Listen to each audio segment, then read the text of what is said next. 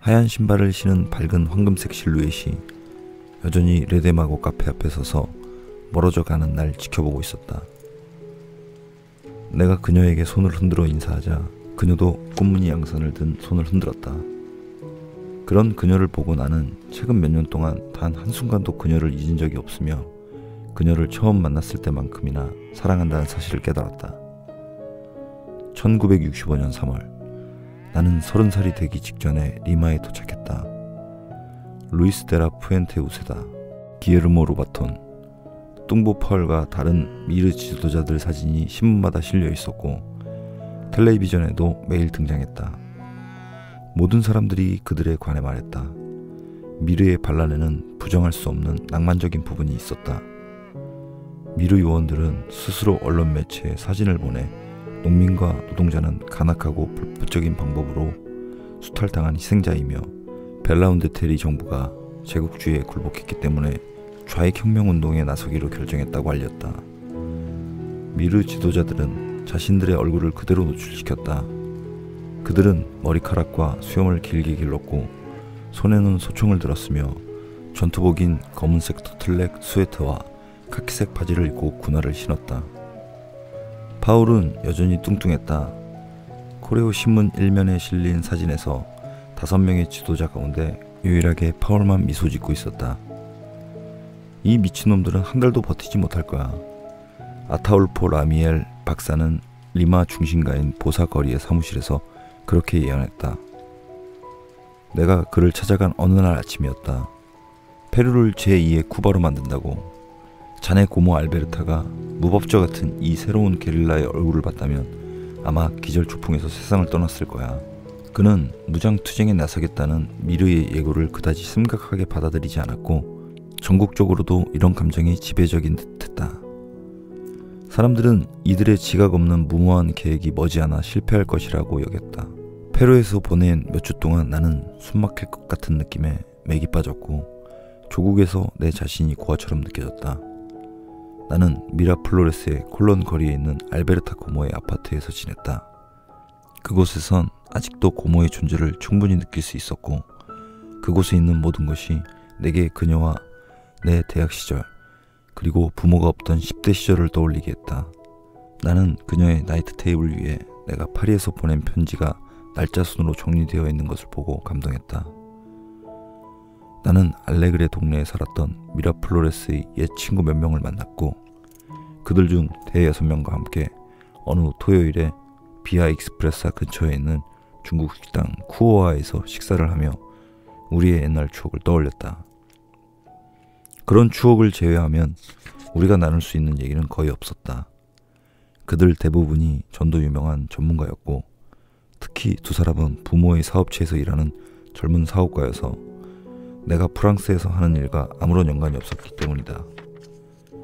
세 사람은 이미 결혼했고 그중 한 명은 아이도 있었으며 다른 세 명은 곧 아내가 될 여자친구가 있었다. 우리는 대화의 공백을 메우기 위해 농담을 주고받았는데 그들은 모두 쾌락의 도시 파리에 사는 내가 침대에서 사나운 짐승이 되기로 명성이 자자한 프랑스 여자들과 섹스하는 모습을 상상하며 부러워하는 척했다. 파리에 있는 동안 내가 유일하게 잠자리를 함께했던 여자가 페루 여자라는 사실을, 그것도 예전에 칠레 여자아이로 행세했던 릴리라는 사실을 털어놓으면 그들이 얼마나 놀랄지 불보듯 뻔했다. 그들은 신문에 실린 무장 게릴라에 대해 어떻게 생각할까? 작은 아버지와 마찬가지로 그들도 그리 심각하게 생각하지 않았다. 쿠바가 파견한 그 카이스트로 주의자들은 오래 버티지 못할 거라는 의견이었다. 페루에서 공산주의 혁명이 성공하리라고 그 누가 믿을 수 있겠는가? 하지만 만일 벨라운데 정권이 그들의 반란을 막지 못하면 질서 회복을 명분으로 다시 군인이 정권을 잡을 텐데 그건 그들 역시 바라지 않는 바였다. 작은 아버지가 두려워하는 것도 바로 그것이었고 이 바보들이 게릴라 활동을 벌여봤자 군인에게 쿠데타를 일으킬 명분을 쟁반에 담아 고이 갖다주는 것 외에는 아무것도 얻지 못할 텐데 그리고 우리는 또다시 8년 혹은 10년 동안 군사 독재하에 살게 되겠지? 누가 민주주의 정부의 혁명을 일으킬 생각을 하는 거야? 라프렌서와 에코메르시오를 필두로 페루의 모든 지배 세력은 농업개혁을 추진하려는 벨라운데 정권을 공산주의자라고 비난하는데, 그런 정권을 상대로 공산주의 혁명을 하려는 이유가 뭐지? 페루는 지금 혼란 그 자체일세 조카. 자네가 데카르트의 명석함이 빛나는 나라에 가서 살기로 한 것은 정말 잘한 일이야. 작은 아버지는 호리호리하고 구렛나루를 기른 40대 남자였다. 그는 항상 조끼를 입고 나비 넥타이를 맸으며 약 10년 전부터 병 때문에 거동이 불편한 다정하고 창백한 작은 어머니 돌로레스를 헌신적인 애정으로 보살폈다. 그들은 사니시드로 구역 올리바르 거리에 있는 아담하고 멋진 집에서 책과 음반에 둘러싸여 살았다. 그들은 나를 집에 초대해 점심과 저녁 식사를 대접했다. 작은 어머니는 슬퍼하거나 괴로워하지 않고 병으로 인한 고통을 견뎠고 피아노를 치거나 텔레비전 드라마를 보면서 즐거운 시간을 보냈다. 우리가 알베르타 고모 얘기를 꺼내자 그녀는 울음을 터뜨렸다. 그들에겐 아이가 없었고 작은 아버지는 변호사 일 외에도 가톨릭 대학에서 상법을 강의했다. 그는 훌륭한 서재를 갖고 있었고 지방 정치에 관심이 많았으며 벨라운데 정권이 실현하려는 건 민주적 개혁이라고 생각해 찬성하는 입장이었다. 그는 나를 무척 자상하게 대해주었다. 게다가 상속에 필요한 수속을 최대한 신속히 처리해주고도 업무 처리 비용을 한 푼도 받으려 하지 않았다. 바보 같은 소리 하지 마라. 난 알베르타와 네 부모를 몹시 좋아했어. 리마에 머무는 동안 나는 공중인가 법관 앞에 비열한 모습으로 출두하고 서류를 들고 미로 같은 법원 건물을 오가면서 지겹고 따분한 시간을 보냈다. 나는 밤마다 잠을 이루지 못하고 초조한 마음으로 파리로 돌아가야겠다는 생각만 했다. 그리고 시간이 날 때면 플로베르의 감정교육을 다시 읽었다. 이제 소설의 주인공 아르노 부인은 내게 단지 이름만으로만 존재하는 것이 아니라 짓궂고 못된 여자의 아이의 얼굴로 생생히 다가왔다. 유산에서 상속세를 공제하고 알베르타 고모가 남긴 빚을 청산한 뒤 작은 아버지는 아파트를 처분하고 가구를 경매에 내놓으면 6만 달러나 그보다 약간 더 많은 돈이 땡에 들어올 거라고 알려주었다. 내가 한 번도 갖게 되리라 생각해보지 못한 엄청난 액수였다. 알베르타 고모 덕분에 나는 파리의 조그만 아파트를 구입할 수 있었다. 나는 프랑스로 돌아오자마자 세나 호텔에 내 다락방으로 올라가 가방도 풀지 않고 로베르 아누르 부인에게 전화를 걸었다. 그녀는 다음날 만나자면서 괜찮다면 함께 저녁 식사를 하자고 했다. 나는 그녀가 프랑스어 집중과정 수업을 듣는 라스파이데로의 알리앙스 프랑세즈 입구에서 그녀를 기다렸고 우리는 몽파르나스 대로에 있는 라쿠폴에서 양고기 카레 요리를 먹었다. 그녀는 바지와 얇은 자켓을 입고 샌들을 신은 검소한 차림에 색을 맞춘 목걸이와 팔찌, 귀걸이를 했고 어깨에 가방을 맸다. 그녀가 머리를 움직일 때마다 머리카락이 찰랑찰랑 물결쳤다. 나는 그녀의 뺨과 손에 키스했고 그녀는 리마의 여름 햇볕에 더 새까맣게 타서 올 거라고 생각했어 리카르도 라고 인사했다.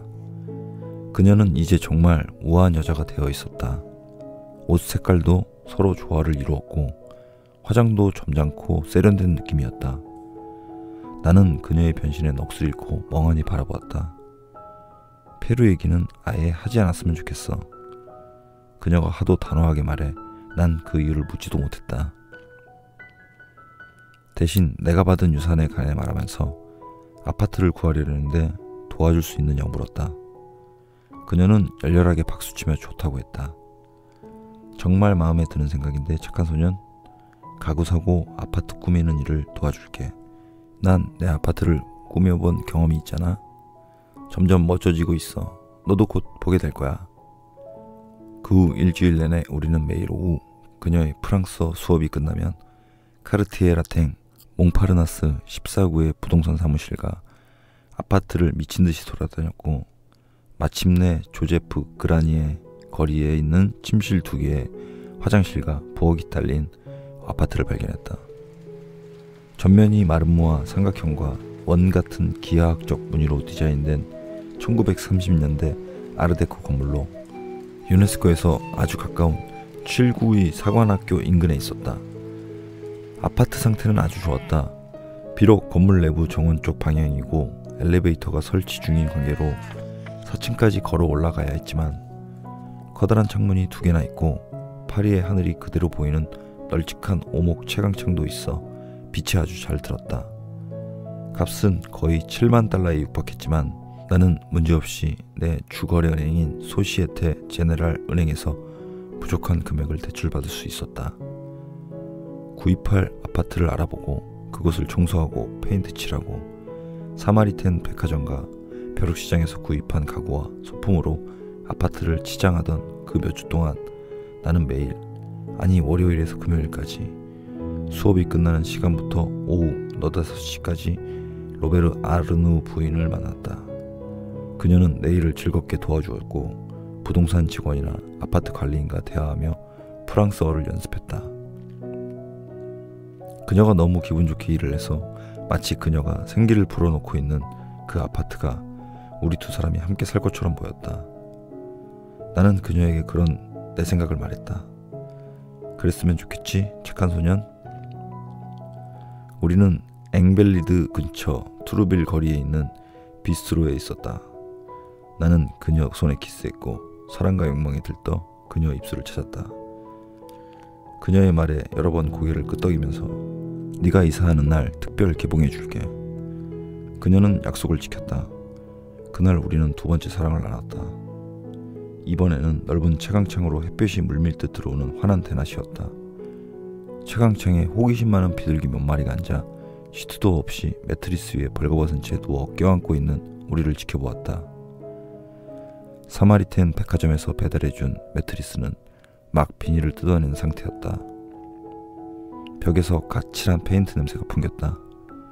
그녀의 몸은 내가 기억하는 그대로 여전히 가냘폈고 균형이 잘 잡혀 있었다. 내 양손으로 잡을 수 있으리라 생각했던 그녀의 개미허리도 여전했다.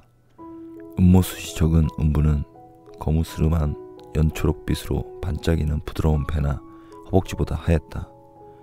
그녀의 몸 전체에서 은은한 향기가 풍겼다. 특히 제모한 겨드랑이의 따스한 둥지와 그녀의 귀 뒤, 그리고 조그맣고 축축히 젖은 성기에서 더욱 강하게 둥그러는 음부의 피부 아래로 가느다란 푸른 혈관이 보였고 나는 그 혈관으로 천천히 흘러가는 피를 상상하며 감동에 사로잡혔다. 지난번과 마찬가지로 그녀는 내가 주도적으로 애무하도록 철저하게 수동적인 자세를 취했다. 나는 그녀의 귓가에 혹은 가까스로 벌린 그녀의 입술에 대고 성급하게 열정적인 말을 내뱉었고 그녀는 조용히 들으면서 과장되게 관심을 보이는 척하거나 아무것도 듣지 못하는 척하거나 다른 생각을 하는 척했다. 날 즐겁게 해줘. 그녀가 명령임을 숨기는 듯한 말투로 속삭였다. 입으로 해. 그러면 훨씬 쉽게 들어올 수 있어. 네가 먼저 즐기면 안 돼. 나는 내 몸이 젖는 걸 느끼는 게 좋아. 너무나 차가운 그 말에 그녀가 남자와 사랑을 나누는 여자가 아니라 쾌락과는 상관없이 기술적인 설명을 하는 의사처럼 보였다. 그러나 난 아무 상관이 없었다. 너무 행복한 상태였으니까. 오랫동안 느껴보지 못한, 아니 평생에 한 번도 느끼보지 못한 강렬한 행복에 사로잡혔으니까. 나를 이토록 행복하게 해주는 너에게 어떻게 보답할 수 있을까? 나는 오랫동안 내 입술을 그녀의 수축된 성기에 대고 있었고 음모가 내 코를 간지리는 것을 느꼈다. 나는 그녀가 흥분해 움직이고 아랫배와 다리를 떨 때까지 그녀의 조그만 클리토리스를 부드럽고 개걸스럽게 핥았다. 지금 들어와. 그녀가 아까처럼 명령하듯 오만한 목소리로 속삭였다. 이번에도 쉽지 않았다. 그녀는 시름소리를 냈고 가뜩이나 좁은 그녀의 것은 더욱 오므라들며 내 것을 거부했지만 결국 나는 해내고 말았다. 그녀의 내부 통로가 진동하며 내 성기를 조이자 나는 터져나가는 느낌을 받았다. 그러나 그건 너무도 기분 좋은 고통이었고 나는 덜덜 떨며 어지러움 속으로 빠져들었다. 그리고 동시에 사정했다. 너무 빨리 끝났어. 아르노 부인이 내 머리카락을 잡아당기며 나무랐다. 좀 더 시간을 끄는 법을 배워야겠어. 날 즐겁게 해주려면. 네가 원하는 것이라면 뭐든 배울게. 게릴라 전사. 하지만 지금은 아무 말도 말고 내게 키스해줘. 바로 그날 그녀는 남편을 소개시켜 주겠다면서 나를 저녁 식사에 초대했다.